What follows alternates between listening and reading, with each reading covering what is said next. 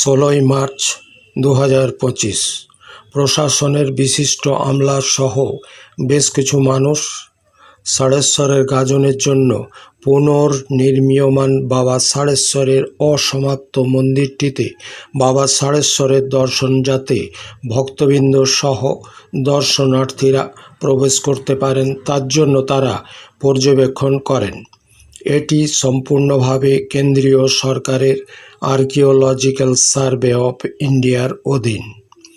পুরাতন মন্দিরটি প্রচণ্ড বিপজ্জনক অবস্থায় থাকায় যে কোনো সময়ে বড় রকমের দুর্ঘটনার শিকার হতে পারত। এতে বড় রকমের দুর্ঘটনায় বহু মানুষের প্রাণ সংশয়ের সম্ভাবনা ছিল। ভারতীয় পুরাতত্ত্ব বিভাগের হঠাৎ চৈতন্য হওয়ায় বহু মানুষের জীবন সংশয় থেকে রক্ষা পেল। সংরক্ষণ এবং সংস্কার করার কাজ বহুদিন ধরে হচ্ছে। এখানের গাজনে প্রচুর মানুষ গাজন সন্ন্যাসী হন। বহু দূর দূরান্ত থেকে মানুষ আসেন। বাংলার পঞ্জিকা অনুসারে এখানে গাজন হয় চৈত্র মাসের শেষ সপ্তাহে। সামনে 2026-এর বিধানসভার ভোট, অতএব বকলমে নির্মীয়মান মন্দিরে যাতে ভক্তসহ দর্শনার্থী যেতে পারেন তার জন্য মন্দির পর্যবেক্ষণ।